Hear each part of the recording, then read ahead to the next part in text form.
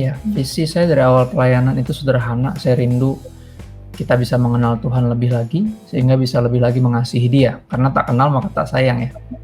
Jadi Hmm. saya juga dulu gitu ya, maksudnya tumbuh besar di gereja, nggak pernah baca Alkitab sendiri. Akhirnya pengenalan saya nih operan dari orang tua, dari lingkungan, bukan pengenalan pribadi. Gitu. Saya rindu tiap orang nih bisa. Kami ya, terus kami merindu, kamu punya visi yang sama.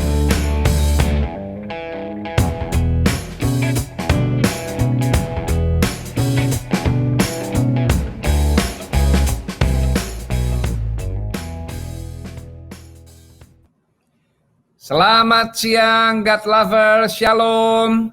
Kita jumpa lagi di Diaspora TV Talk Show yang diadakan setiap hari Sabtu jam 1 siang. Hari ini kita kedatangan tamu istimewa.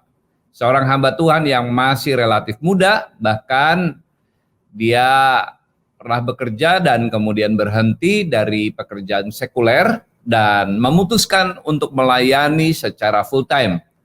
Uniknya lagi, dia dan istri memiliki program Bible Study untuk anak muda, termasuk keluarga muda. Siapa dia? Mari kita sambut Pastor Christopher Tapi Heru. Shalom, Pastor Christopher. Shalom, Pastor. Apa kabar siang ini? Puji Tuhan, sehat. Baik, sebelum kita mulai bincang-bincang kita, mari kita awali dengan doa terlebih dahulu ya. Terima kasih Tuhan untuk anugerah-Mu, anugerah keselamatan, kepastian hidup yang kekal bersama dengan Kristus. Kami bersyukur untuk siang hari yang indah ini, kami bersama-sama dengan hamba-Mu, Pastor Christopher, yang akan menceritakan pengalaman hidupnya dan juga bagaimana dia mengalami perjumpaan dengan Tuhan sehingga mengambil keputusan menjadi hamba Tuhan bagi anak-anak muda. Tuhan, Engkau memimpin pembicaraan kami dari awal hingga akhirnya, sehingga setiap orang yang mendengarkan, God Lovers yang menyaksikan acara ini sungguh diberkati dan hidupnya diubahkan. Dalam nama Tuhan Yesus kami berdoa, amin. God Lovers yang baru bergabung, saya ingatkan untuk melakukan subscribe di channel Diaspora TV. Jangan lupa juga like, share, dan berikan komentar atau masukkan untuk mendukung Diaspora TV. Pastor Christopher bisa ceritakan latar belakang Anda kepada God Lovers? Silakan. Iya, Christopher Tapi Heru, saya lahir di Jakarta tahun 1984. Dari kedua orang tua yang ayah saya Ambon Rote, tapi lahir di Semarang, besar di Magelang, dan kuliah di Jogja. Jadi dia sangat-sangat Jawa. Walaupun Jawa dia Ambon banget Rote, Jawa banget ya. Makanya ngomong bahasa Inggrisnya aja medok, Pak. Terus mama ini Jawa Manado. Jadi keduanya menikah. Jadinya saya Jambore, Jawa Ambon Manado Rote. Ya, Jambore. Ya mereka dalam perjalanannya ayah saya memang dari awal seorang pendeta dan menggembalakan beberapa gereja juga. Jadi mama juga melayani bersama papa. Jadi keduanya keduanya saya sebut sebagai pendeta. Keduanya. Ya. Iya. Jadi dibesarkan dalam keluarga pendeta, begitu ya? Iya, jadi sudah biasa berjemaat, ya bergaul dengan jemaat, begitu sudah biasa ya? Lingkungan hari-hari ya? Yes. Nah, Bung Kris, bisa cerita sedikit tentang pendidikan Anda? Iya, saya seperti tipikal anak pendeta yang lainnya, jarang ada yang mau jadi pendeta ya. Saya nggak mau jadi pendeta. Saya kuliah desain grafis, ya. Masuk tahun 2003, lulus 2007, lanjut kerja di salah satu perusahaan media besar di Indonesia selama 6 tahun. Jadi saya akan sebut diri saya sebagai desainer grafis sebenarnya sebelum jadi pendeta full time, Pak. Latar belakangnya memang desain grafis ya. Iya, malah dari kecil sebenarnya dinubuatin jadi pendeta sih. Jadi kan saya berempat ya, saya anak sulung, punya 3 orang adik. Jadi setiap kali ada Jadi nenek saya pun juga, almarhum nenek saya seorang penginjil. Dan dia kerap kali juga interpret atau menerjemahkan ya teman-teman hamba Tuhan dari Belanda, dari Jerman gitu. Terjemahan ke bahasa Indonesia atau ke bahasa Inggris. Jadi hampir semua kalau hamba Tuhan yang temannya Oma mampir ke rumah gitu pasti doain kita berempat, dan saya selalu yang kerap kali dibilang ini bakal jadi pendeta yang ini. Terus dalam hati saya nggak mau jadi pendeta, saya bilang. Dan ternyata ini saya akhirnya mengikuti seperti yang Tuhan mau ya, kurang lebih ya. Dan itu dalam dan luar negeri semua ngomong yang sama. Tapi saya coba lari sejauh desain grafis. Ini menarik. Dari awal tadi Anda berkata, saya tidak pernah berpikir untuk menjadi pendeta. Saya nggak mau jadi pendeta. Kenapa nggak mau jadi pendeta? Apa karena gajinya kecil, hidupnya susah, atau gimana? Saya dapati jadi pendeta itu kalau dijahatin orang nggak boleh balas, Pak. Oh gitu. Padahal saya belajar akhirnya orang Kristen pun juga begitu ya. Pada akhirnya pengikut Kristus emang ditantang, diperintahkan untuk mengasihi musuh bahkan. Tapi saya dapati seperti itu. Maksudnya saya lihat kerap kali ayah saya dijahatin sama orang-orang yang dia bantu sebenarnya. Dan itu yang bikin saya pikir, saya mau jadi bisnismen aja deh. Kalau ada yang macam-macam saya bisa tinggal sewa preman terus langsung. Jadi dari pengalaman itu yang melihat ayah saya dijahatin, pakai bahasa Arab dizolimi gitu ya Pak. Saya bertumbuh besar nggak mau jadi pendeta. Saya pikir berat banget gitu. Kita udah invest hidup kita untuk orang lain dan orang itu bertumbuh, dia berkembang, kita ditikung juga. Akhirnya di Alkitab pun juga ada kisah demikiannya. Ada Yudas Iskariot yang mengkhianati gurunya itu Yesus, dan ya itulah yang di depan saya. Jadi saya pikir nggak mau jadi pendeta, nggak enak. Itu sih Pak. Ini luka melihat kejadian apa yang dialami oleh Papa, itu mengakibatkan di dalam hati muncul nggak mau jadi pendeta lah. Nggak bisa balas kalau orang mengkhianati, nggak bisa dihianati lagi, nggak bisa dipukul gitu ya. Kalau nggak boleh benci malah Pak, mesti doain. Nggak boleh benci, dari kecil tuh kayak doakan musuhmu gitu ya. Kayaknya hidupnya dalam tanda kutip seperti kayak nggak normal gitu Pak, kayak nggak diizinkan jadi manusia gitu. Harus jadi malaikat gitu Pak. Rasanya begitu. Jadi pikir udah nggak mau.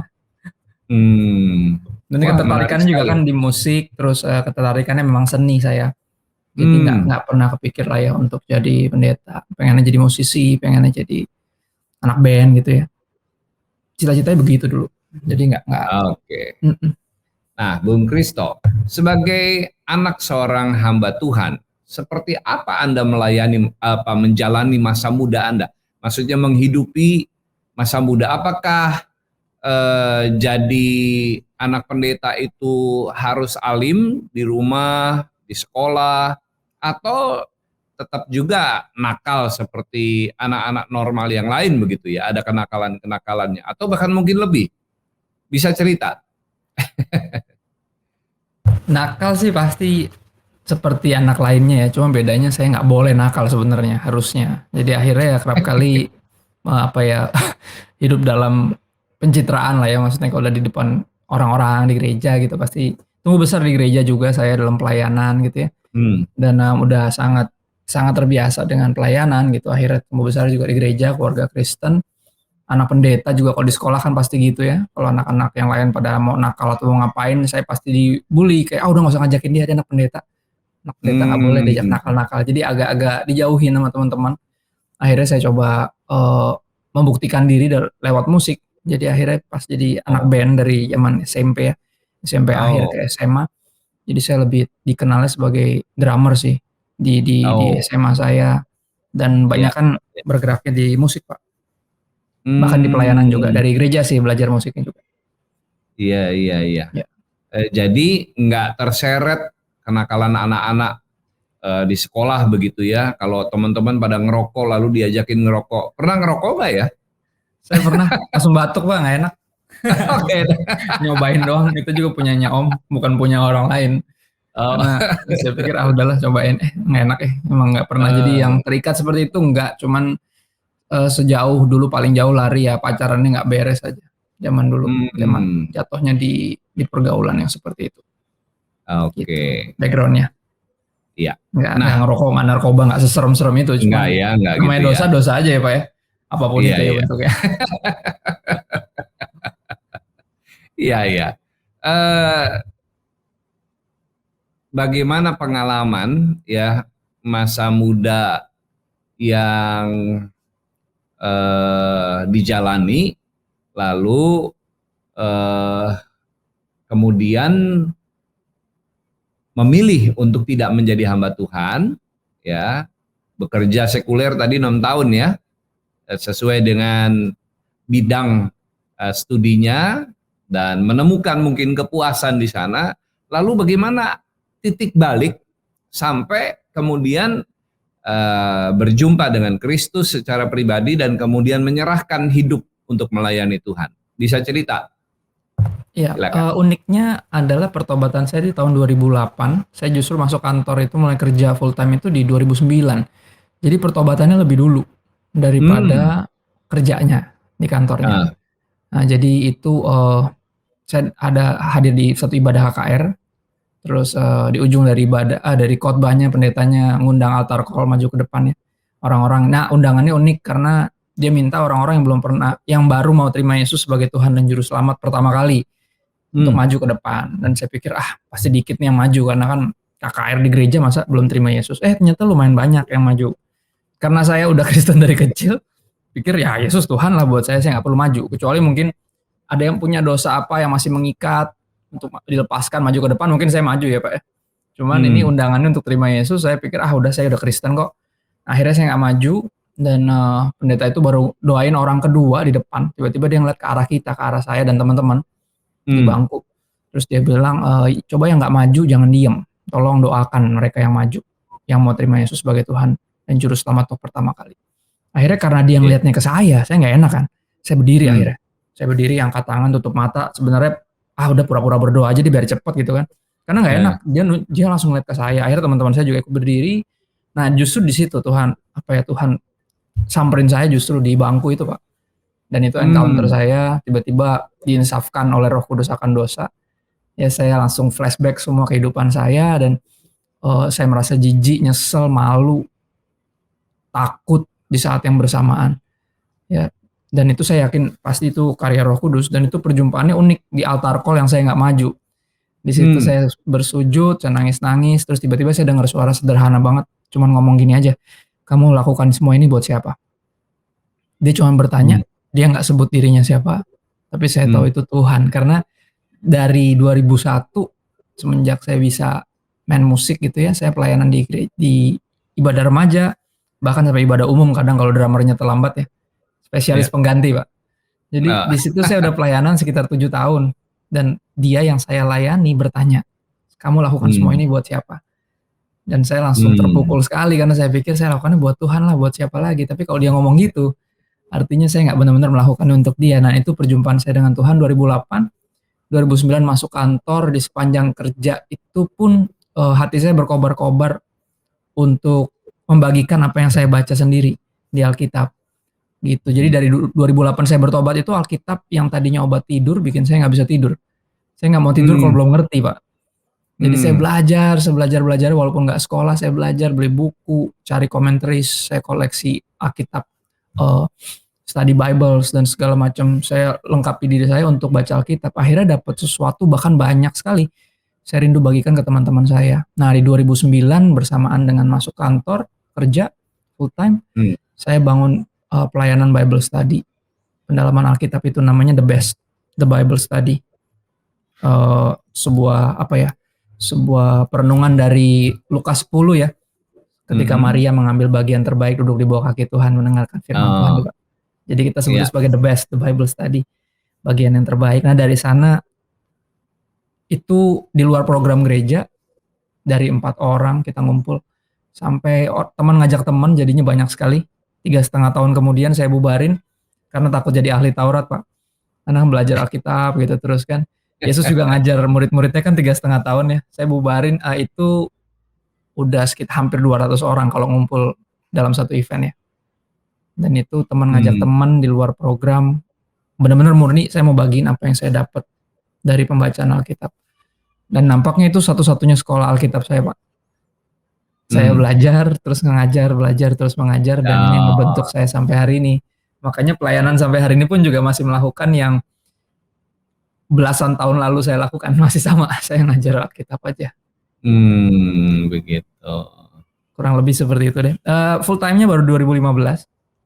Jadi setelah saya 6 tahun kerja di sana tuh, drive saya lebih kuat sebenarnya ke ministry. Ya karena kita tahu ya, orang yang, almarhum ayah saya selalu bilang, orang yang pelayanan belum tentu cinta Tuhan, tapi orang yang cinta Tuhan pasti pelayanan. Dan drive saya sepanjang di kantor pun itu lebih ke ministry. Jadi setiap kali makan siang tuh saya nggak pernah sendiri. Pasti konseling orang, ketemuan sama orang, ya makan sama orang, doain orang. Jadi teman-teman kantor nampaknya beberapa memperhatikan itu. Dia lihat saya malah justru sering banget pelayanan gitu di tengah pekerjaan pun. Kalau saya kerja secepat mungkin kelarin deadline kerjaan saya untuk siapin bahan pendalaman Alkitab, siapin khotbah. Jadi mereka tuh selalu ngeliat saya di meja tuh ada Alkitab terbuka, catatan, saya lagi bikin PowerPoint, itu udah hari-hari banget. Mereka udah tahu ini orang, ini sebenarnya pendeta nih, sebenarnya pelayanan nih, sering nih, cuman emang kerja di sini aja gitu. Nah dari sana 2015 saya mulai ngerasain sesuatu yang udah mulai apa ya, ada kebosanan sebenarnya bekerja, karena drive-nya, passion-nya lama-lama lebih kuat, panggilannya lebih kuat ke ministry sebenarnya. Jadi dari situ saya sempat bantuin satu gereja di Kelapa Gading selama setahun, jadi pendeta bagian pengajaran untuk bantuin mereka setahun. Dan dari situ saya balik lagi ke gereja almarhum ayah saya waktu papa gembalanya. Dan dari situ nggak lama Pastor Robert kontak aku untuk bantuin di gerejaku yang sekarang untuk jadi teaching pastor full time. Nah dari 2015 itu Pak baru full time. Dari 2015 akhirnya memberanikan diri, karena saya punya prinsip sederhana yang saya dapat dari almarhum ayah saya. Kita jangan nyari duit dari pelayanan, dia bilang. Pelayanan itu tentang memberi hidup, bukan mencari hidup, dia bilang. Jadi saya pengen banget tetap pelayanan sekuler, ya punya pekerjaan sekuler tapi melayani gitu. Saya punya prinsip itu. Jadinya tawaran full time yang ada beberapa kali datang saya tolak terus, karena saya punya prinsip, saya nggak mau, saya tetap mau kerja gitu untuk support pelayanan saya. Sampai akhir 2015 itulah ketika Om Robert minta, saya tanya istri saya bilang, mari kita bertualang bersama Tuhan. Saya tanya kedua orang tua saya, mereka bilang, udah kamu ikutin Tuhan aja, kamu kan hamba Tuhan. Ya, Tuhanmu ikutin aja, Tuhan maunya kemana. Akhirnya saya minta tanda yang aneh, karena buat saya kalau tandanya dari pendeta, dari teman-teman pelayanan, udah biasa. Saya minta tanda, Tuhan saya kalau boleh minta tanda satu lagi yang aneh. Dan Tuhan kabulin. Jadi di hari Sabtu saya diminta ke rumah Om Robert, kita ngobrol. Saya bilang saya tanya Tuhan dulu akan tawaran itu. Hari Senin saya dipanggil manajer saya di kantor. Dan manajer saya bukan orang percaya, dan dia bilang, saya suka kerjaan kamu semuanya kelarnya bukan hanya tepat waktu tapi seringkali lebih awal. Ya tapi Mbak perhatikan kamu punya konsentrasi lain. Saya kaget, saya pikir wah dimasalahin nih, jangan-jangan nih pelayanan saya gitu kan. Karena saya kerja kan terbagi gitu ya. Pelayanan saya juga prioritaskan gitu. Saya pikir bakal ditegur atau apa, ternyata enggak, malah beliau ngomong, kamu nggak tertarik tuh kejar passion kamu. Dia malah ngomong gitu. Jadi dia sebut calling sebagai passion. Bukan, dia bukan orang keiman, makanya dia sebutnya passion. Dia sebut passion karena dia ngeliat saya tuh berapi-api untuk siapin materi, untuk kadang dia pernah ngeliat saya juga di tempat di kantor kami kan nggak jauh dari Setiabudi One ya. Tempat-tempat makan gitu. Dan tiap kali aku lagi makan tuh pasti nggak pernah sendiri, dan dia perhatiin ini bukan anak kantor nih. Bukan teman-teman kantor, ini teman-teman lain, karena aku lagi doain orang. Ya karena kita lagi doain habis dia konseling atau habis dia ngobrol tentang panggilan hidup. Dan dia perhatikan itu ternyata. Dia bilang, kamu gak tertarik tuh kejar passion kamu. Terus dia bilang, soalnya Mbak paling gak suka ngeliat burung yang bisa terbang disangkarin, dia bilang. Kaget saya. Karena itu keluar dari seorang yang bukan orang percaya. Kalau itu pendeta, teman papa saya, udah biasa lah ya. Takutnya dapat pesan-pesan sponsor gitu loh Pak. Dari papa saya gitu. Tapi ini Ini manajer dari saya. atasan ya, dari Bener, atasan yang non Kristen betul. lalu menyampaikan pesan Tuhan secara pribadi nih Ya, sebenarnya ya. bahwa artinya ayo ambil deh full time-nya gitu. Saya pikir kalau saya minta Iya, tanda iya, yang lebih aneh lagi, saya kurang ajar sama Tuhan. Karena tanda ini iya, udah cukup aneh. Ini justru yang paling betul, aneh. betul. Saya pikir, waduh, Iya. ya udah deh Tuhan kalau emang iya maunya Tuhan gitu. Dan satu lagi sahabat saya, salah satu teman di pelayanan yang saya kenal belakangan ya, dia dulu Hmm, juga desainer grafis di kantor. Eh, tawaran untuk full time itu datang berkali-kali panggilan itu, tapi dia tolak terus karena dia punya prinsip yang sama kayak saya. iya. Dia nggak mau full time karena dia pengen tetap kerja. Dan akhirnya Tuhan yang tegur dia waktu itu. Akhirnya dia full time. Saya bilang kok lo bisa full time akhirnya gitu kan. Dia bilang Tuhan ngomong gini, ketika saya pengen kamu full time dan kamu pakai alasan apapun, walaupun alasannya Alkitabiah, itu Hmm. kamu didapati melawan saya. Tuhan ngomong gitu sama dia. Dan saya ngerasa, oh itu Oh, buat saya juga dong. Kalau iya, saya iya, nolak, iya. ya kan akhirnya saya ngelawan Tuhan, walaupun Hmm, alasannya mungkin keren ya, sangat-sangat idealisme yang baik gitu kan untuk tidak mencari duit dari pelayanan. Itu kan idealnya iya. memang demikian, tapi tetap itu adalah alasan kedagingan. Dia bilang kalau itu ngelawan kehendak dari Tuhan sendiri. Dan ya mulai Hmm. mulai saat itu Pak, saya full time gitu. Oke. God lovers, perbincangan yang sangat menarik dengan hamba Tuhan, Pastor Christopher Tapi Heru. Pengalaman-pengalaman yang original yang disampaikan bagaimana dia dipanggil oleh Tuhan untuk melayani secara full time. Nah, dari berbagai video di YouTube, Anda terlihat banyak melayani kaum muda. Apa yang mendorong Anda melayani anak-anak muda? Saya dapati kalau ngeliat mereka tuh kayak ngeliat saya dulu Pak, di Oh, persimpangan jalan gitu. Masih ragu-ragu hmm, untuk udah pelayanan sih, udah di gereja sih, tapi ya setengah lah. Maksudnya tetap masih punya impiannya sendiri, mau mau punya ambisinya sendiri, mau kejar apa ya dunia ini dengan segala isinya gitu. Saya ngeliat mereka di persimpangan jalan kayak saya dulu. Dan hmm, tumbuh besar di gereja bukan berarti hidup dalam firman ya. Saya juga dulu gitu soalnya. Alkitab tuh ya, dibacain, Alkitab tuh diceritain, khotbah cuma didengerin tapi nggak baca sendiri. Ya saya hmm, juga nggak hidupi sedikit banyak, walaupun pelayanan tapi dosa juga jalan terus. Saya kalau ngeliat mereka tuh kayak ngeliat saya yang dulu. Jadi dan saya rindu mereka apa ya untuk menerima Tuhan tuh lebih awal dari saya. Nggak perlu buang 24 tahun dulu dari kehidupan gitu. Saya berharap hmm, mereka sedini mungkin bisa ambil keputusan untuk ikut Yesus. Seperti yang saya dulu sebenarnya kalau saya ikut Yesus dari awal banget, saya yakin pasti banyak hal yang bisa dikerjakan bareng gitu di kampus atau di sekolah. Cuman karena dulu saya dipenuhi diri saya sendiri dan ambisi saya jadinya perlu habisin sekitar 24 tahun untuk apa ya hidup nggak jelas gitu loh dalam hmm. di pelayanan tapi setengah. Jadi aku ngeliat mereka tuh kayak ngeliat diri saya sendiri dan saya rindu mereka bisa memutuskan untuk ikut Tuhan sedini mungkin. Itu sih Pak dan yang bikin saya juga apa ya suka melayani mereka karena mereka ya apa adanya. Artinya saya kan orangnya begini aja ya kalau Bapak lihat saya nggak perlu saya lebih nyambung sama mereka karena saya tipe orang yang sangat-sangat kasual sebenarnya. Suruh-suruh Hmm. formal tuh agak susah. Jas saya cuma ada beberapa waktu itu. Untuk kuliah waktu itu jasnya kampus, terus jas untuk menikah sama jas yang dibikinin sama gembala saya pas saya full time. Saya nggak punya banyak jas Oh, sebenarnya. Dan itu nggak nyaman sekali. Jadi saya nyaman sama mereka karena kurang lebih hampir segaya ya. Selera musiknya hampir mirip, yang ditonton juga hampir sama, dan bahasa yang dipakai kemungkinan besar nyambung. Itu sih Pak. hmm. Nah, ngomong-ngomong udah berapa tahun eh, full time Saya pelayanan dari dalam 2015 berarti berapa nih tahun ke-6 ya?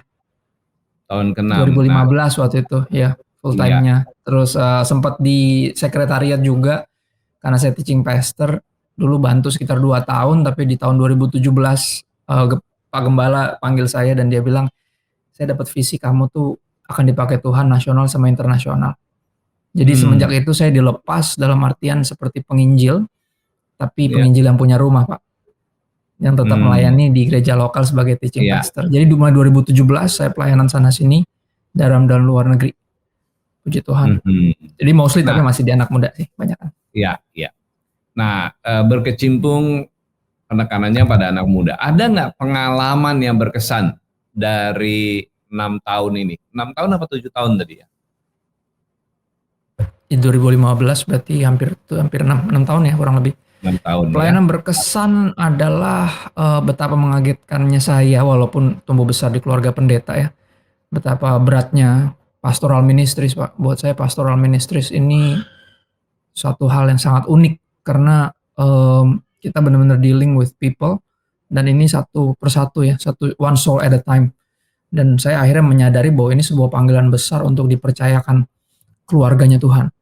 Karena ini kan jiwa-jiwa yang Kristus mati untuknya ya. Dan saya dapati walaupun udah pelayanan cukup lama tapi pas di full time mulai bantu di pastoral ministries, saya dapati ini suatu hal yang apa ya, sebuah devosi ya, sebuah pengabdian seumur hidup. Dan saya makin mengagumi sih almarhum ayah saya, terus ibu saya juga ya sebelum saya ya para pendeta saya makin kagum dan saya ngeliat bahwa emang ini yang Tuhan Yesus mau gitu ya, kalau engkau mengasihi aku lebih dari semua ini, gembalakan domba-dombaku. Dan itu buat saya satu kehormatan sih Pak. Akhirnya saya ngelihat dengan kacamata dari dalam ya Pak ya, bukan ngeliat dari luar ya. Kalau lihat dari luar kan jadi komentator gitu. Tapi ketika turun di lapangan baru tahu ya ternyata nggak segampang yang dikomentarin gitu loh Pak. Jadi itu sih buat saya itu sangat berkesan karena akhirnya saya ngerti kenapa ayah saya ini dijahatin orang. Ya almarhum ayah saya itu banyak dijahatin orang, dikudeta berapa kali di berapa gereja, tapi dia tetap di pelayanan. Ya akhirnya saya ngerti kenapa, karena dia udah merasakan sukacita sorga Pak. Ketika satu lagi orang berdosa bertobat dan terima Yesus, sorga bersorak-sorai, dia rasain sukacita itu dan dia bilang, saya melayani karena saya rindu merasakan itu terus. Satu lagi orang percaya, satu lagi orang percaya. Dan itu yang makin saya masuk di pastoral ministry, saya makin ngerti hatinya Tuhan yaitu jiwa-jiwa. Itu sih Pak yang berkesan. Jadi kalau saya tangkap sebenarnya Bung Kristo ini sudah disiapkan Tuhan lewat pengalaman, lewat kejadian-kejadian yang dialami oleh Papa dan dilihat dengan mata kepala sendiri begitu ya. Tapi mungkin awalnya menangkap itu sebagai sebuah kepahitan. Tapi kemudian itu menjadi pengalaman yang membekali sebenarnya ya. Sudah dibekali dengan banyak. Betul. Iya. Nah, Anda sejak muda sudah mengambil keputusan melayani Tuhan. Bahkan ketika mulai bekerja pun Anda berapi-api dan berkobar-kobar melayani jiwa-jiwa. Nah, kapan Anda ketemu dengan istri Lovelia dan kapan pacarannya? Boleh cerita? Saya pacaran seumur hidup cuma 2 kali Pak. Jadi dia ini pacar kedua saya, istilahnya pacaran yang kedua, dan ini yang sungguh-sungguh dalam Tuhan ya. Saya ketemu dia ini sebenarnya secara teknis kita ini teman gereja, cuman hampir nggak pernah ketemu ya. Saya pelayanan pagi sampai siang, sorenya biasanya udah pulang, kadang mungkin sore pelayanan, dia ini jemaat di sore. Papahnya juga salah satu penatua ya di gereja. Ayahku kan gembala waktu itu. Dan bapaknya dari muda udah di situ di gereja kita. Dan sebenarnya teman satu gereja ya secara teknis, cuman nggak pernah ketemu secara kebaktian, tapi kita berapa kali saya cuman lihat aja secara sekelibatan aja. Dan baru deketnya itu ketika gereja itu mau mengadakan KKR Natal waktu itu. Mereka membutuhkan banyak anggota paduan suara waktu itu choir. Nah, karena musisinya dari luar, semua tim pelayanan dari luar, artinya yang agak-agak artis-artis ya, yang jago-jago, karena saya kan main drum jadi nggak terlalu kepake sayanya. Akhirnya siapapun yang ini diaudisi untuk paduan suara. Nah, kita dekatnya kenalnya justru dari situ, dari pelayanan bareng jadi paduan suara itu. Ya, dan dari sana itu di 2000 berapa ya saya kenal dia, itu 2005 kurang lebih lah. 2005 saya temenan dulu 2 tahun melayani bareng di pemuda waktu itu, di pelayanan anak muda di gereja. Dari situ kenal sebagai teman dulu. Nah habis itu naksir, saya udah pasti naksir dari awal, sebenarnya sudah naksir dia, makanya saya kenalan. Terus kita pacaran 3 tahun dan habis itu menikah di 2010. Jadi kurang lebih ketemunya di pelayanan sih Pak. Tuhan pertemukan kita di pelayanan.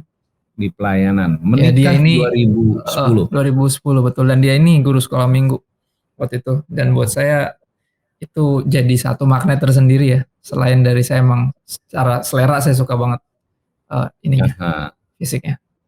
Tapi Berarti kecintaan dia sama anak-anak dan Tuhan buat saya jadi satu nilai iya, yang berarti sudah 11 tahun menikah ya? ya bulan depan 11 tahun. Bulan depan. Ya, Wow. gitu. Iya, luar biasa. Nah, bagaimana peran istri Anda dalam pelayanan selama ini? Selama 11 tahun. Peran istri saya, dia ini ya pasti ya penopang dari pelayanan saya dalam doa, dalam support, di dalam kerelaan dia untuk kerap kali saya tinggal ya. Karena kan kalau mulai 2017 saya mulai keliling Indonesia pelayanan sana sini, hidup hampir dari koper ke koper ya. Pulang, taruh koper, ambil koper baru, terus jalan lagi, kadang ketemu cuma sebentar. Dan kerelaan dia untuk support dan juga hatinya dia untuk melayani, maksud saya makin kesini nih kita bener-bener dibawa sama Tuhan nih untuk full time ministry berdua ya. Walaupun dari awal dia udah sangat-sangat mendukung ya, sangat suportif buat saya. Saya bersyukur punya istri seperti istri saya yang benar-benar jadi supporter utama saya dalam pelayanan gitu. Dan hatinya dia sejak dia awal juga jadi guru sekolah minggu kan ya, dari dulu emang buat jiwa-jiwa itu kuat. Jadi sampai hari ini Tuhan bawa kita untuk kedua kita punya pendalaman Alkitab. Masing-masing istri saya pimpin buat kaum perempuan ya, buat para wanita Bible study di hari Minggu. Saya punya pendalaman Alkitab online di hari Rabu malam. Dan kita melayani semuanya full time. Sedikit banyak saya lihat istri saya ini benar-benar penolong yang Tuhan berikan buat saya. Puji Tuhan. Pastor Christopher, kita sudah mendengar dari Anda tentang bagaimana peranan istri. Nah, boleh nggak Ibu Lovelia ikut ngobrol dengan kita? Boleh, Pastor. Saya panggil dulu ya. Iya, iya.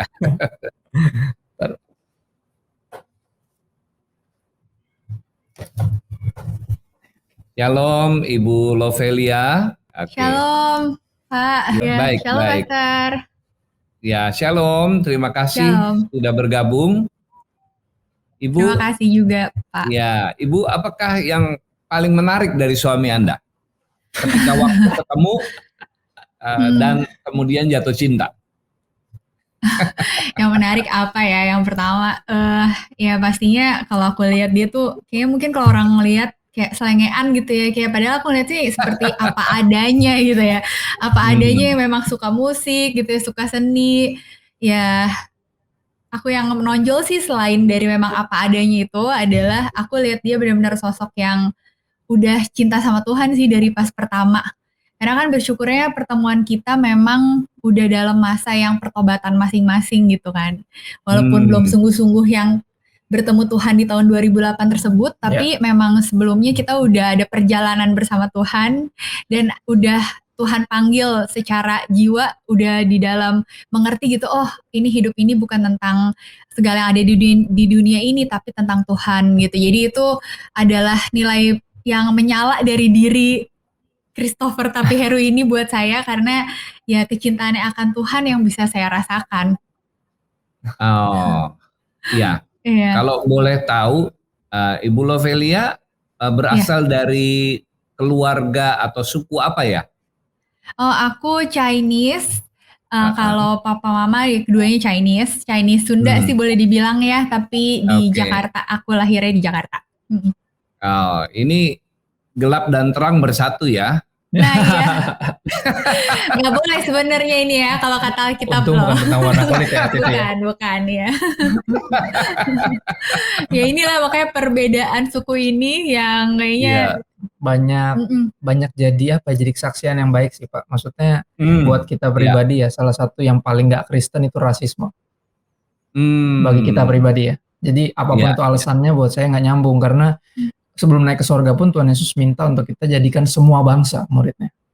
Iya. Jadi mereka yang rasis nih nggak akan betah di sorga, karena sorga isinya semua bangsa Pak. Jadi kita ini salah satu pasangan yang menginspirasi banyak orang untuk tuh bisa kok ternyata. Betul. Nggak harus jadi halangan berarti gitu loh perbedaan. Walaupun pas pertama kita tak ada maksud untuk jadi inspirasi gitu ya. Nggak Karena maksud, nggak buat maksud. kita juga ini struggling juga ya kan, perbedaan kita, kayak ada Iya. ketakutan di awal, tapi ya kasih melenyapkan ketakutan. Gitu Jadi kan. ketika berjalan bersama Tuhan ya jadi ketakutannya nggak ada, malah justru sekarang malah jadi Malah sangat bangga gitu Ya, sangat bangga dan dengan bisa perbedaan ini. bisa menginspirasi juga. Mm-mm. Puji Tuhan, Pak. Sangat menarik. Nah, ini pertanyaan pribadi untuk Ibu Lovelia. Waktu mau menikah, ada masalah nggak dengan orang tua ketika memilih ya puji Chris Tuhan untuk karena menjadi memang suami? iya, puji Tuhan karena memang kita satu gereja ya Pak ya, jadi orang tua kita juga udah saling mengenal dari awalnya. Ya puji Tuhan jadinya kalau secara ketidaksetujuan tuh nggak ada ya, cuman lebih ditanyain aja sih seperti layaknya orang tua ya kan kepada anak ketika memilih seorang untuk jadi pasangannya, pasti akan ditanya keseriusannya, keyakinannya, bener yakin nggak ini gitu ya. Tapi ya dari pribadinya memang orang tuaku udah mengenal Kristus sebagai anak hamba Tuhan, dan memang kehidupannya puji Tuhan di mata orang tuaku adalah anak yang baik gitu ya, yang melayani Tuhan. Jadi itu nilai positifnya, makanya puji Tuhan jalan lancar sih. Puji Tuhan. Nah, dari pernikahan Anda berdua, Tuhan karuniakan 2 putra. Bisa cerita tentang 2 buah hati Anda ini? Oh ya, puji Tuhan dikaruniakan 2 putra bernama Dustin dan Dafar. Yang tadi udah dibilang ya bedanya cuma setahun 3 bulan. Jadi untuk khususnya anak kedua kita sangat surprise sama kejutan yang dari Tuhan. Tapi kita percaya ketika Tuhan mempercayakan, artinya Tuhan tahu Dia akan memberikan kita kemampuannya dan kita akan bisa gitu untuk merawat anak-anak ini sesuai dengan kehendak Tuhan. Jadi buat saya kedua anak ini kepercayaan besar dari Tuhan, dengan kepribadian yang masing-masing tuh beda banget. Walaupun keduanya sama-sama anak laki-laki ya. Gedenya hampir sama. Karena beda dikit kan, jadi kayak kembar, orang semua kira kembar ya gitu. Tapi seperti kembar juga kan banyak yang nggak sama kepribadiannya, dan mereka juga beda jauh kepribadiannya. Gitu, yang satunya lebih senang olahraga yang besar, kalau yang kedua lebih ke seni, karena kreativitasnya dia senang untuk kayak mainan di diacak-acak. Mungkin kalau kita ngeliatnya aduh mainan dirusak terus gitu ya, tapi kita udah bilang pokoknya sayang mainan ya deh, jangan sampai merusak mainan. Tapi kita berusaha mengerti dia bahwa itu memang menyalurkan kreativitasnya dia, karena memang dia senang banget dia suka nyanyi berekspresi juga. Satu suka olahraga dan musikal banget sebenarnya juga. Yang satunya suka nyanyi dan suka seni. Dan dua-duanya berasal dari kita berdua ya nampaknya. Saya dulu musisi dan juga emang senang olahraga juga, jadi lucu aja sih ngeliat mereka tumbuh besar kayak seperti kita lah ya. Iya. Nggak ada rencana untuk nambah lagi ya? So far belum ya. Boleh didoakan nanti Pak kalau memang kehendak Tuhan yang jadi ya. Terserah yang di atas deh kita mah. Kita sekarang ya lagi menikmati berempat gitu ya. Jadi ya udah bersyukur aja. Iya. Nah, anak-anak sekolah di mana sekarang? Sekarang di STK 9 Penabur Halimun. Oh ya. Bu Lovelia, Anda melayani sebagai kids pastor. Menurut Anda, bagaimana menyiapkan anak-anak sekarang ini untuk menjadi penerus gereja di masa depan? Ini agak serius nih. Iya, tiba-tiba serius nih kita ya. Ya memang anak-anak memang jelas itu adalah generasi penerus ya buat kita gereja, juga generasi bangsa gitu. Dan seperti manusia pada umumnya, anak-anak itu bukan setengah manusia ya kan, tapi mereka sendiri memang adalah manusia yang layak untuk dimengerti sepenuhnya. Dan seperti kita orang dewasa ya, penuh dengan pergumulan hidup ya kan, itu sebenarnya dari anak-anak juga udah mengalami banyak pergumulan sebenarnya dengan porsinya mereka ya. Dan peran kita adalah kita mendampingi mereka. Lebih ke pendampingan sih, karena sebagaimana kita ingin dimengerti ya kan, anak-anak juga seperti itu. Mereka ingin dimengerti dan punya permasalahannya sendiri ketika menghadapi sekolah ya kan, menghadapi guru, menghadapi pertemanan. Mereka pokoknya punya masalah juga sebenarnya sama seperti kita orang dewasa, cuman beda porsi aja. Dan kita harus mendampingi mereka supaya mereka kuat juga nih di dalam Tuhan, di dalam firman Tuhan pastinya, udah harus dikenalkan firman Tuhan sejak mereka dini. Bangun kehidupan doa Iya. juga biasanya ngandelin Tuhan. Iya betul. Jadi ya kita mendampingi mereka untuk mengenal Tuhan sejak mereka kecil. Itu peran kita sih. Oke. Nah, untuk Pastor Christopher, belum lama ini Papa dipanggil Tuhan. Ya. Kalau mengingat Papa, ada rasa kangen nggak? Dan kenangan apa yang paling Kangen diingat sih dari pasti. Papa? Kangen banget pasti ya. Kangen banget sih lebih tepatnya. Yang paling diingat dari dia ya kesederhanaan sih buat saya. Ya beliau ini kan dosen dari banyak pendeta besar yang sekarang jadi pendeta-pendeta besar ya. Dia nggak pernah berubah, itu yang saya perhatiin. Kesetiaan dia dalam melayani, kesederhanaannya, kerendah hatian, kesabarannya buat saya itu masih jadi teladan utama ya. Saya kalau baca tentang Tuhan Yesus di Alkitab, saya ngelihat di kehidupan nyata ya, saya lihat dalam diri Papa ya. Bukan Yesus karena yang jenggotnya aja kita ya. bisa lihat. Bukan karena jenggotnya doang, maksudnya emang secara fisik juga mirip Yesus yang di film-film gitu. Cuman secara kehidupan beliau ini buat saya mengagumkan sih. Saya belum pernah ketemu orang Ambon sesakti dia. Dalam artian orang Ambon tuh biasa jago berantem. Ya tapi dia ini hatinya itu kuat sekali. Maksudnya dia hampir nggak pernah kecewa, kepahitan sama siapapun. Dia selalu berhasil mengasihi dan mengampuni orang. Yang menonjol dari Papa sih buat aku juga kelembutannya. Kelembutannya. Pak, ya, kelembutannya untuk yang orang Ambon yang umumnya rata-rata kan garang gitu ya. Kayaknya stigmanya kan gitu ya. Beliau ini sangat lembut. Dan ya itu sih yang paling dikangenin adalah SMS gitu ya. Dia kan suka SMS tiba-tiba, di mana Kak gitu. Kita kan dulu, apalagi aku pas mulai dulu pelayanan keliling ya di 2017 tuh mulai evangelistik, penginjilan kesana sini. Kita sering banget tuh tiba-tiba dia pagi-pagi tanya, di mana Kak? Oh lagi di kereta Pak. Mau ke kota mana?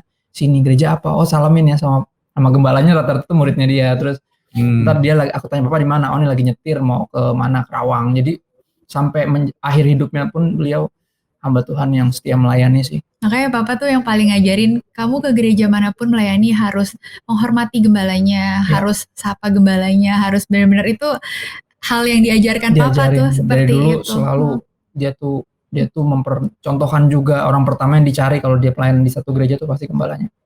Jadi saya juga gitu, kadang anak youth-nya yang ngundang nih di daerah mana, saya ditanyakan, pastor mau kemana? Ada sampai sini kan, mungkin diajak jalan makan, saya nggak, pastorinya di mana? Buat apaan? Saya mau ketemu gembala. Karena saya mesti bahasa Jawanya tuh kelonuwon dulu lah sama beliau gitu. Penghormatan. Kasih tahu saya udah nyampe, doakan saya akan melayan, nanti pinjam ya mimbarnya. Saya suka bercanda gitu, Om, mimbar pinjam ya Om gitu. Buat saya, karena saya belajar dari ayah saya. Jadi kita harus pertama tuh menghormati lah. Dari situ hati kita posisinya benar baru bisa bagiin firman. Karena posisinya udah under submission dari tuan rumah gitu, dan itu nilai yang buat saya nggak bisa dipelajari di, mungkin ya dia bilang sih ini nggak diajarin di kampus, tapi saya ajarin lewat kehidupan saya biar kamu bisa contoh gitu. Dia ini tipe orang yang nggak pernah khotbahin anaknya. Walaupun dia pembicara, dia pengkhotbah, dia nggak pernah khotbahin anak-anak. Kita nggak pernah dikhotbahin satupun. Dia tuh menghidupi nilai itu, sehingga ketika dia kasih nasihat kita udah pasti dengar karena dia menghidupi nilai itu. Itu sih yang saya kagumi dan juga paling kangen dari beliau ya. Dia nanya mau di mana. Dan puji Tuhan kelembutannya nurun ya. Kalau tadi nilai apa yang menarik itu salah satunya juga tuh Pak, ada kelembutan yang dibalik jenggot ini tapi lembut hatinya. Dan setelah saya mengenal ternyata dari papanya memang gitu. Domba berbulu serigala ya. Loh. Bukan serem itu ya. Serigala berbulu domba berbulu serigala. Kebalik. Iya. Papa ini seorang gembala dan juga seorang dosen. Kalau boleh tahu, Papa ini menggembalakan di gereja apa, lalu kemudian mengajar di sekolah teologi di mana? Papa di STTBI, Sekolah Tinggi Teologi Bethel Indonesia, Petamburan. Itu udah 41 tahun beliau ngajar di sana, jadi dosen. Terus Papa terakhir gembalain sempat namanya GBI Ebenezer di situ, di White Hasim. Nah itu cukup lama, sampai terakhir dia di tahun berapa dia akhirnya join sama kita di New Wine. Semenjak 2016 atau 2017 join sama kita sampai akhir hayatnya gitu sih. Dia menggembalakan berapa tempat dulu sejak muda ya, dulu sempat di Bandung 8 tahun, terus di Jakarta dia ada pegang satu tempat 2 tahun, baru terakhir habisin banyak di Ebenezer. Nah bicara tentang nilai-nilai. Nilai-nilai seperti apa yang diterima dari papa, dari orang tua, lalu kemudian sekarang diterapin ke anak-anak? Kalau saya ya, dari saya ya tadi nilai itu bahwa saya belajar percaya bahwa apa ya, action speak louder than words. Itu yang saya belajar. Jadi seringkali yang saya dapati adalah anak nih sering gagal taat tapi jarang gagal niru, Pak. Jadi kupingnya kayak susah denger nasihat kita gitu, tapi matanya nggak pernah ngedip untuk perhatiin gerak-gerik kita gitu. Jadi saya pikir menghidupi apa yang kita khotbahkan itu signifikan banget sih. Itu teladan yang teladanan ya, nilai yang dihidupi. Ya akhirnya nanti tentunya sambil firman Tuhan yang kita terus bagikan ya, tapi utamanya itu menghidupi nilai itu. Soalnya itu akan efek ke jiwa anak. Benar. Kan? Ada yang pecah ketika orang tuanya didapati hamba Tuhan tapi di tidak mimbarnya sesuai. Gimana, khotbahnya di rumahnya gimana, hidupnya gitu loh Pak. Buat saya itu yang bikin banyak anak, bahkan anak pendeta ya pada pecah. Karena dia ngeliat ketidaksinambungan itu, ayahnya, orang tuanya di gereja, di mimbar sama di rumah lain sekali. Dan saya coba oper nilai yang papa hidupin sih. Dia itu menghidupi apa yang dia khotbahkan, dan itu jadi satu legacy, satu warisan yang berharga ya, yang saya pengen kami pengen terusin ke anak-anak. God Lovers, sebuah nasihat yang luar biasa. Apabila kita ingin melihat anak-anak kita berhasil, maka kita harus menunjukkan lewat contoh kehidupan kita di rumah. Karena mereka sangat melihat apa yang kita katakan di luar, apakah itu dilakukan di rumah. Begitu ya Pak Bung Christopher dan Bu Lovelia. Iya, betul. Ya, nah selama melayani anak muda, apa tantangan terbesar yang Anda alami berdua dan bagaimana mengatasinya? Silakan. Anak muda ini yang saya dapat, ini kayak nggak tahu jam gitu Pak. Belum artian, kayaknya mungkin ya nggak ada anak muda juga ya. Kadang udah sampai dewasa juga kontak aja. Jadi kadang dia pikir kita nih kayak apa ya, kayak hotline service gitu, 24 jam gitu. Bisa dikontak jam berapa aja, atau bisa diminta ketemuan jam berapa aja gitu. Padahal kan enggak ya, kita besok anak sekolah, kita udah mesti istirahat. Tapi melayani mereka adalah ya kemungkinan sebagian besar itu kami dapati ini mereka nggak punya ruang untuk memproses kehidupan. Jadi ketika lagi ngalamin sesuatu, dia nggak tahu mau cerita ke siapa gitu. Jadi ini yang saya dapati dan cukup menyedihkan gitu. Padahal orang tuanya ada gitu kan.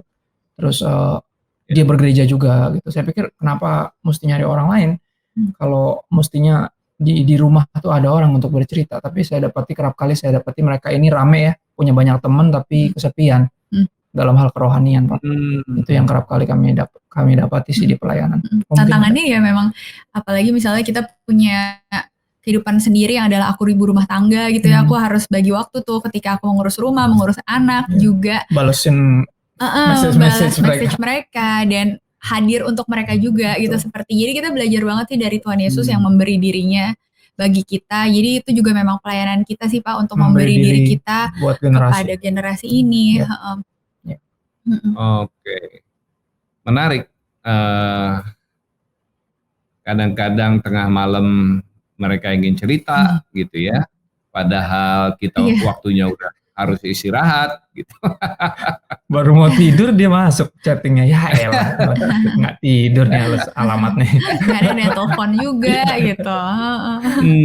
Kalau udah telepon bisa udah berjam-jam, tapi sedangkan kita juga mesti kan, ada ngurusin di rumah. Tapi ya kita ini sih akan tetap punya hati untuk mereka gitu. Jadi kita akan mendengarkan. Iya. Jadi ini pelayanan yang unik ya, rasanya 24 jam harus siap. Iya. Apalagi pandemi gini kan justru bahwa kita kan benar-benar jadi global ya pelayanannya Pak. Bukan cuma nasional, internasional juga. Jadi kadang mereka beda jam kan. Di sana udah pagi, di sini udah malam. Dia main chatting aja, padahal masih pagi. Gue mau kontak Kristo lah. Ini udah malam kali, di sini udah mau tidur. Tapi mereka juga luar biasa kalau kita Bible study tuh Pak. Kalau kita bikin Bible study mereka ikut loh kadang. Padahal kita udah malam, di situ lebih malam lagi. Di sana udah 3:30 pagi, 3:30 pagi. Wow.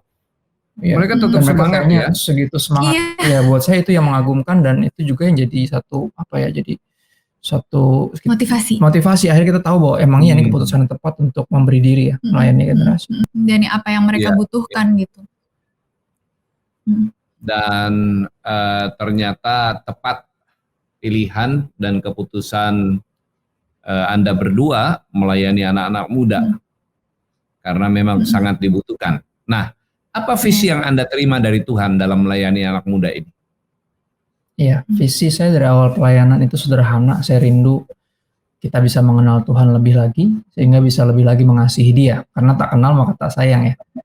Jadi saya juga dulu gitu ya, maksudnya tumbuh besar di gereja, nggak pernah baca kitab sendiri. Akhirnya pengenalan saya nih operan dari orang tua, dari lingkungan, bukan pengenalan pribadi.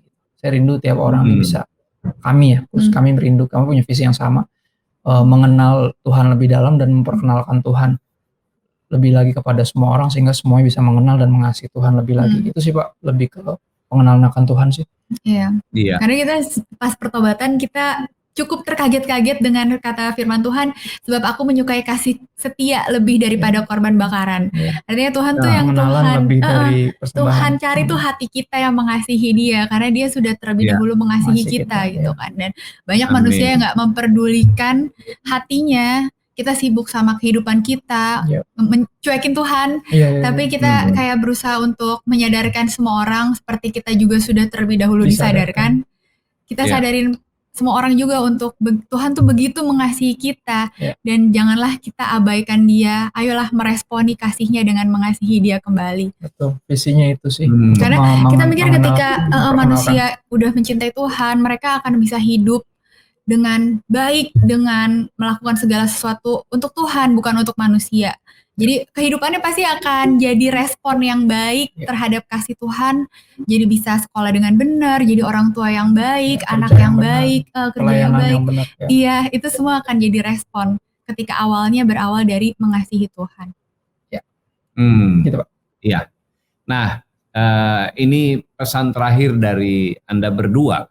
Apa yang ingin Anda berdua sampaikan kepada anak-anak muda di luar sana yang menyaksikan tayangan ini, terutama di dalam menghadapi situasi pandemi saat ini? Silakan. Pesan kami adalah seperti yang Raja Salomo pernah bilang ya, kenalilah penciptamu sejak masa mudamu. Itu nomor satu. Dan pandemi ini mesti kita pandang sebagai kita punya fleksibilitas. Artinya waktu mestinya bukan jadi alasan untuk tidak mengenal Tuhan. Karena dulu kan alasannya sibuk ya Pak ya. Sekarang kita banyak dari rumah, banyak punya waktu. Dan jangan sampai waktu yang banyak itu kita pikir ini bisa dipakai enak nih, nggak kering di jalan gitu kan. Jangan sampai waktu yang dulu kita sebut sebagai sibuk, kita nggak punya waktu, sekarang kita punya waktu, kita pakai buat yang lain. Justru di momen kayak gini kita pakai waktu yang ada untuk sungguh-sungguh membangun hubungan sama Tuhan. Ya dari awal kalau perlu, karena pandemi ini seperti banjir, seperti banjir yang melanda rumah kan. Karena ada dua macam rumah tuh dibangun di atas, satunya tanpa dasar, satunya dengan dasar. Ketika badai hidup menghajar, jadi ketika badai itu menghajar, kesulitan, kita baru ketahuan aslinya. Nah, beberapa orang, banyak justru mayoritas baru ketahuan aslinya pas ngalamin ini. Dan saya bilang ya udah yuk kita mulai kembali bersama Tuhan kali ini.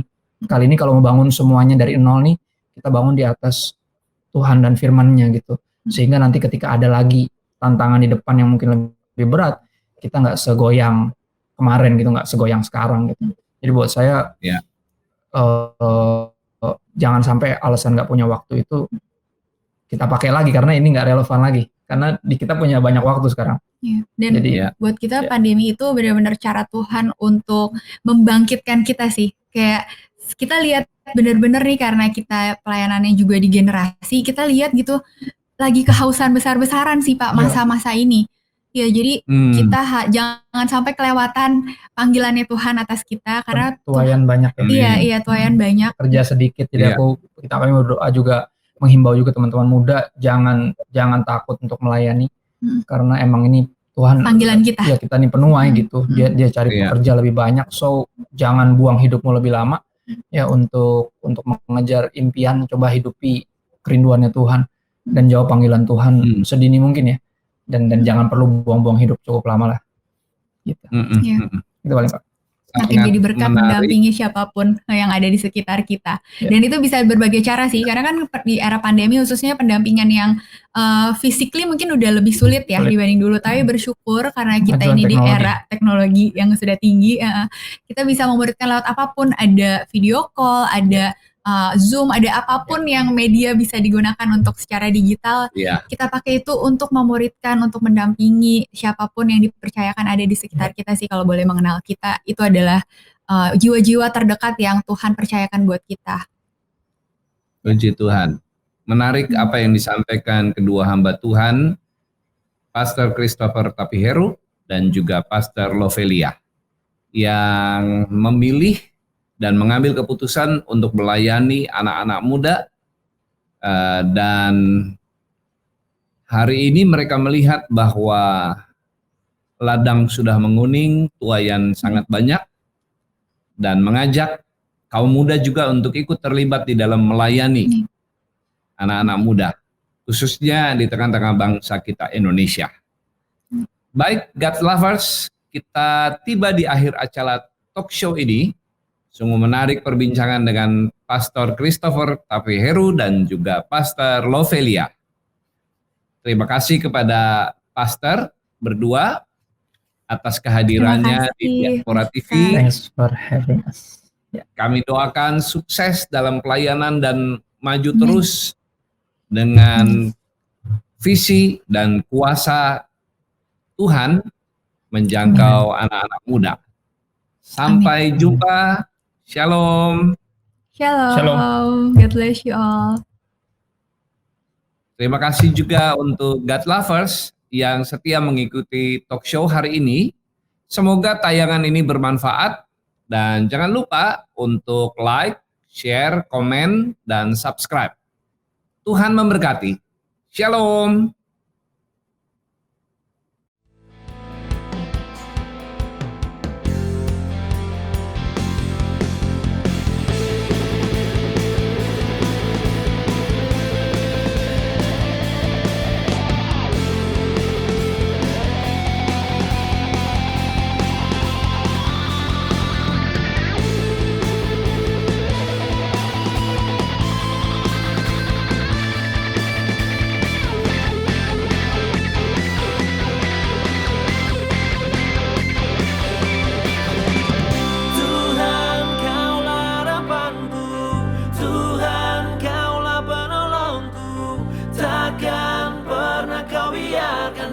Selalu ku di dalammu, walau badai datang menghadang, bukit-bukit pun bergoncang, takkan pernah kau biarkan. Yesus, Engkau segalanya bagiku.